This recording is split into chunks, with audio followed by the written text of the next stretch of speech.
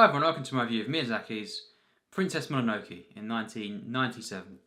Here is the Blu-ray, and we are here with another review, anime review this time, and yes, this is spine number 8 on the Ghibli collection, of course. Very, very popular film. Now this is my first rewatch, and of course I'm going to be doing all the Miyazaki films, all the Ghibli films, eventually, and just in general anime films that I can find. Really, I love anime. And yes, this one, along with Spirited Away, definitely overall the most popular, you could say, critically, and commercially, combined with, of course, just general fans and stuff. IMDb, this is very, very high, an 8.4. Of course, Spirited Away is like an 8.6. And yes, this film was one of the first I saw back in 2017. Of the Ghiblis. I went on kind of a marathon, you could say, over a week in August. After, of course, I'd seen Spirited Away in 2016, I bought loads of these, acquired them, and I kind of binged about 6 of them, 6 or 7, of these anime films. This was one of them, and the only one that I didn't actually, think was great, that I've reviewed now, is Nausicaa. I thought that was a good film. Nothing more. I didn't care for it too much. This film, as I say, critically, very acclaimed, of course. IMDb. This is a loved film. It's regularly named, the greatest anime film, along with Spirited Away. Actually, at times this is more popular. Of course, it's a very, very, fantastical again. As you'd expect from Miyazaki.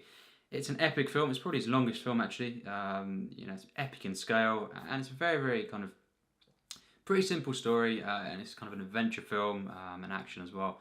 Very violent, once again, after, of course, Akira, it was probably more violent, but this one is very, very violent, and that's not really what you expect from Miyazaki, but yes, the basic plot, and it's set in the 14th century, kind of thing, and the basic plot covers many different things, but I'm going to just say, Ashitaka, basically is this young warrior, and very early on he gets attacked, his village, the tribe, get attacked by this kind of possessed boar.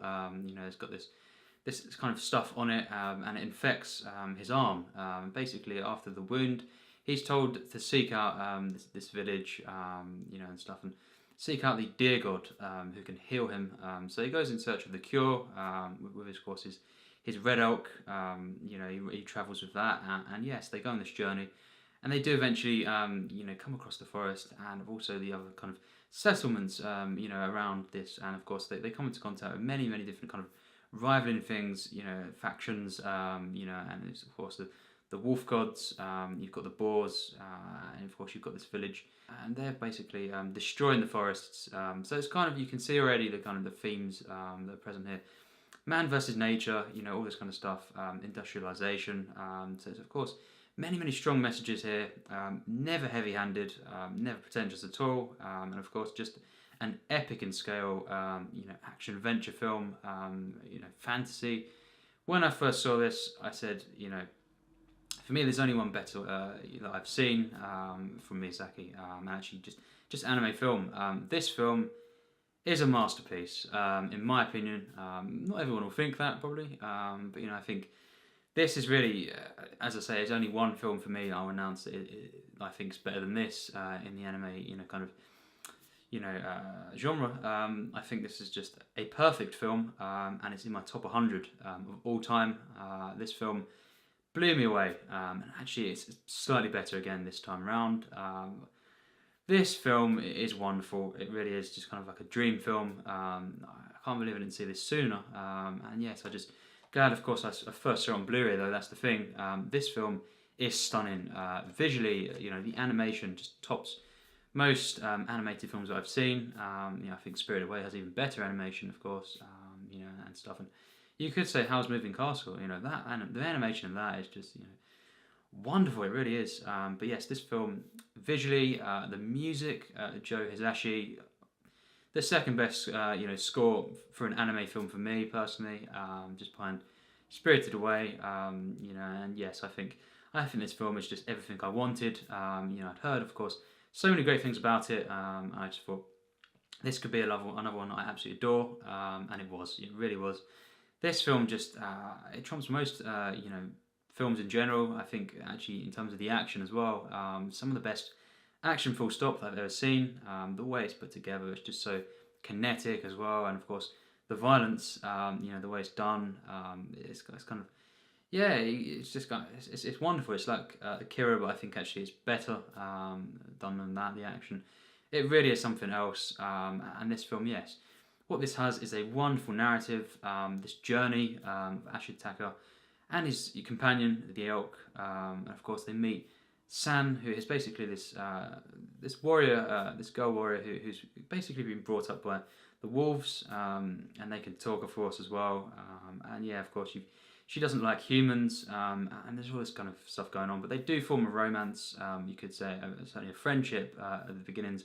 They do eventually form a romance, her and Ashitaka. And yes, of course, he's kind of plays off in between the different kind of the players really. And yes, you've got so much things going on here. It's a big film. This an epic film. As I say, it's the longest Miyazaki, and it's just. I'm so glad it is, because I just love, when films take their time. This is a difference here between this and Nausicaa. I think that was, it was just kind of, it felt very rushed, but also drawn out, and it's just a weird mix. But the thing is, at the end of the day, it just wasn't that compelling in the characters for me. The narrative didn't really invest me, actually. Other than surface level, I think that film, is quite disappointing, and stuff like this. This has some similar stuff in it, similar elements. You can actually compare some of the characters, some of the actual, maybe the structure of the film, but not too much. Just some of the themes that are going on here, and overall just just some of the action as well. And it's basically topped in this in every way. This is really what Nausicaa should have been, I feel. But it's something beyond that. This is the perfect blend of fantasy, historical kind of influence, action, adventure, with just wonderful characters. Ashitaka is just a great protagonist, and it's not, on paper, he's not really a typical protagonist, one that you'd think would be really, really relatable necessarily, but it just comes across so well. I think he's one of the best protagonists, in an animated film actually, full stop. He's just so good, I think nothing is forced as well, that's the thing. Very, very natural, just kind of relatable, you could say normal boy, kind of young guy, that, just wants to kind of defend his village and stuff, and loyal to his elk as well, and it's just a wonderful film. He is a great protagonist. I just connected, to his narrative, his arc throughout the entire film, and of course you've got San, who is just, again, one of the best characters in an anime film. She is so good in this, very, very powerful and kind of just brave and everything, and then she also she grows close to Ashitaka. As I say, they do kind of form a romance, but it's very, very complex. It's not typical, and it's not kind of one-sided at all. It's very, very complex and deep, and things like the issues of war and stuff and conflict get in the way of that, and her actual kind of hate for humans in the film, of course, gets in the way of that. But yes, eventually do form this, and you've got other kind of villagers that you get to know. None of the characters, even the side characters, are boring, or just kind of cheap characters that are forced at all in this film. In that sense, it feels like this living, breathing world, and the world building in this film is absolutely genius. This is, this and Spirited Away and Howl's Moving Castle. Totoro is really, just shows how genius Miyazaki is at building worlds. It's something else, and it's gradually introduced to you, just basically, in simple terms, information, about kind of the whole lore of it, the background, all these characters and their relationships, and the overall kind of the atmosphere is so well done here. It's absolutely genius, and it's never too much at once. It's gradually as the film progresses, and it's a sweeping film, but it's very, very personal as well. A very, very focused film. Never lose sense of these characters, and the overall kind of the power struggles, the conflict, and of course it's a spiritual film. Of course, one of the themes is man versus nature, and just the fight for peace, you could say. And I love all the way that nature is portrayed in this film. The whole you know, this world is beautiful to look at, but it has so much feeling in it, and it's just very, very spiritual film. An emotional film, no doubt. You know, it's not a film, you know, that's really light at all. This one, you know, it's adventurous, but it's very, very dark and complex and kind of heavy in that sense. You know, it's very, very disturbing at times actually as well. But you know, I think it's got such an emotional resonance. You know, with me, I just connected to everything in the film, and of course, it has, you know, despite that, got its wonderful charms. You know, it's very, very funny again. You know, it's funnier than a few of the Ghiblis that I've seen, despite being a very, very dark and kind of the most violent, really, you could say. But yes, this film, it has its light moments. You know, kind of the humour in there, and it's so perfect, making the film even more grounded.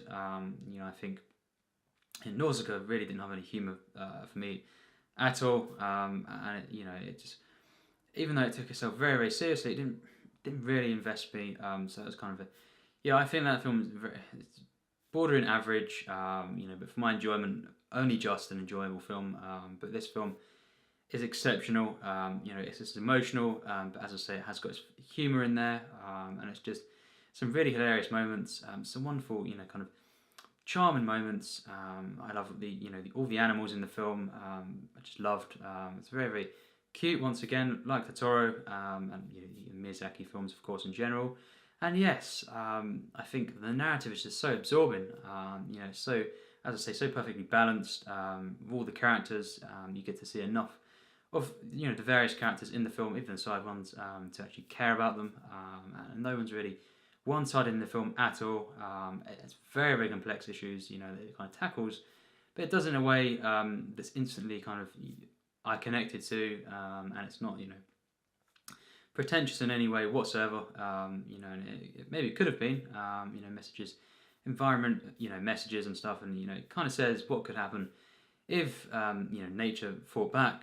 You know, it'd kind of be hopeless, you know, and stuff. And yes, this film, you know, it just gets the perfect first act, and then of course, when I first saw this, I was just, you know, I was wowed.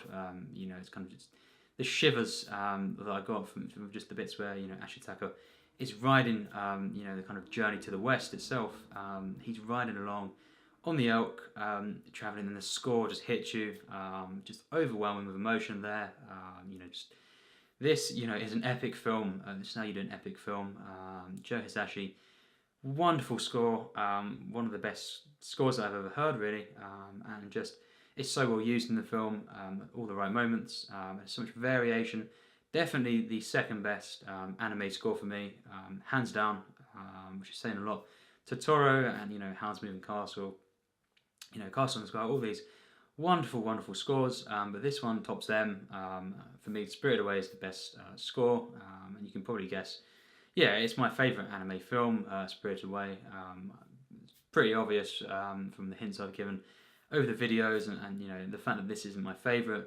Of course, there's only one left that I have, you know, already seen that, of course, I have said is in my top 50, and that is Spirited Away. But this one is a second, maybe not quite a very, very close second, but as close as you're going to get. I think this is wonderful. It tops most films in general. As I say, top 100 material, and just the action in this film, it's just amazing. There's violence, of course, people getting their heads chopped off, their limbs, you know, but it's the perfect mix, really, you know, of action, adventure, and just kind of drama and romance and world building. You know, it's a genius film, easily one of the best. Just the way we're able to get invested straight away in this world, the lore, and all these characters, and also just, you know, being an adventure film, you know, it's so masterful. It really is, easily into my top 100. And yes, of course, you've got the massive action scenes in the centre of the film, and then you have a very, very spiritual ending, and it's just an experience. You know, that I've always kind of I've always said, you know, since I saw it, it's definitely my second favourite, you know, kind of anime. There's another one that's very, very close, and of course, Spirited Away is number one for me. But there's another one that's very, very close to this, actually. I'm not going to say which one. Of course, I've reviewed Totoro, also in my top 100. So Miyazaki, you know, just a genius for me. The second best Japanese director of all time, just behind Ozu, of course. But you know, not miles off. But I do prefer Ozu. And yes, this is another one of his absolute masterpieces. You know, just how powerful this film is, how fun it is. You know, an adventure spirit. You know, it's got the charms, it's got the kind of the humor and everything that you'd expect from Miyazaki. You know, just the sense of wonder, and just the sheer scope of the film. It's not overwhelming, but you know, it really does. It's very it's massive basically, and you feel that. You know, you feel kind of free in that sense. The film never feels kind of. Yes, it doesn't. It never feels unfocused, but it feels kind of loose at times as well. It's got these wonderful moments where you kind of just focus on the characters. Very peaceful moments throughout the film. It seems as if nothing's really progressing with the narrative, but I love films more. You know, that focus on characters over plot, and this is just a perfect balance. It's so investing. It's so kind of thought provoking. You know, it's a wonderful film. The music is stunning, and of course, it gets full marks from me. And of course, everyone knows by now, if you've seen quite a few of my videos, if it's in my top 100, it gets 100% at least, of course, because there is a higher rating for a tier S. But of course, this film is not quite there, but it is in my top 100. Very high number in there. And yes, it gets 100% plus. Tier 1, absolutely hands down, a masterpiece. Not miles off of the tier S, but you know, I have to draw a line somewhere. Is it, you know, better than Raging Bull, Vertigo? Films like this, Apocalypse Now, no, not for me. I don't like it as much as that. That's the kind of films that I kind of measure against. To kind of, if they get into the, you know, if they get past that or on that level, they're a tier S. But this one is a tier 1, solid in that sense. You know, and it's just, if you've not seen the film, highly recommend it. Of course, it is perfect for me. It blends action, adventure. You know, it's kind of war elements in there. Wonderful themes. You know, involving nature, and of course, just such a creative film. You know, in its creature designs, I was just blown away. It's never overwhelming. You know, in that sense, it's never too much or overdone. It's got enough grounded, you know, kind of look to these creatures, and of course, they are in themselves animals with things you know, kind of coming off of them in that sense. It's never something that you can't relate to at all. It's never too much, you know, and stuff. And it's so genius how creative this is. All the designs, the whole world. It's beautiful. You know, peaceful film, of course, but again, very intense and action packed, and just such a moving film. This is, you know, pure cinema. This is. I can understand how some people would say it's the best Miyazaki or animated film in general. And yes, I think it is one of the best animated films of all time. If you don't like it, that's fine. But for me, it's an absolute masterpiece. I cannot flaw this film at all. It's just a spiritual experience that I love every second of, and definitely my second favourite, you know, at the moment, anime film. There's a few I've not seen yet, but I think this is very hard to top. Certainly nothing would top Spirit Away for me, and of course, I look forward to reviewing that. That is next, of course, in the timeline of Miyazaki films, but I might not be reviewing that yet.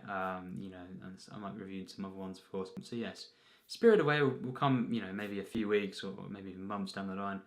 But of course, anime reviews very regularly coming now, of course.